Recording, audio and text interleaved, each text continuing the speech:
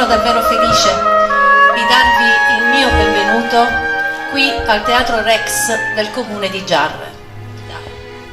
Eccolo qui il protagonista di questa sera, è proprio lui, è un libro.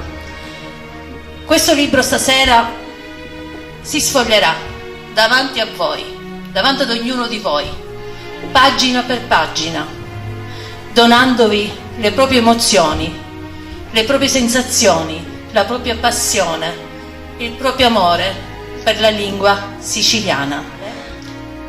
Ha fatto in modo che questo libro diventi una perla preziosa per la cultura siciliana. Noi dobbiamo riscattare la nostra lingua, il siciliano, nel mondo. Dobbiamo a tutti i costi che la lingua diventi ufficiale nella nostra terra. Ed ecco che il traslatore di quest'opera, Alessio Patti, come sempre mettendoci l'anima e il cuore, ha fatto di quest'opera appunto un capolavoro. Romeo e Giulietta, conosciamo tutti benissimo questa storia, un amore meraviglioso. Questa è diventata un'opera mondiale grazie a William Shakespeare, è stata tradotta in tutte le lingue del mondo fino ad arrivare a noi, grazie ad Alessio Patti.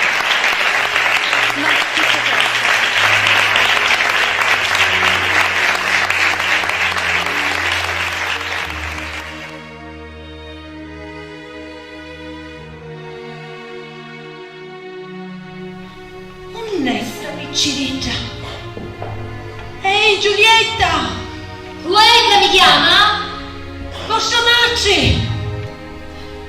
Chi amo che tu là? È così bello. Che pare con l'icchettino. Giulietta manda a Romeo un anello tramite la nutrice. Oh, Pace Santo!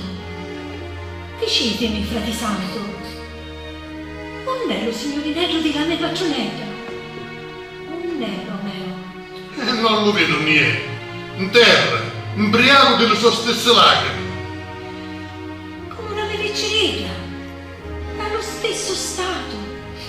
Soggiorzo ma che hanno rotto tutti e due. Ecco, signorinello, ti do ogni stanetto. E tu mi dissi di La nutrice ritorna a palazzo, portando a Giulietta notizie di Romeo. Dio mio, eccola! Che notizie mi porti, cara Nuccici? Lo trovasti? L'ho permesso di da confessare oggi, ce l'hai? Sì, ce l'hai io. E allora fai presto. Corri dalla cella di frate Lorenzo. Già, t'aspetta bello marito, che ti vuole sposare. Mario! Adoro essere.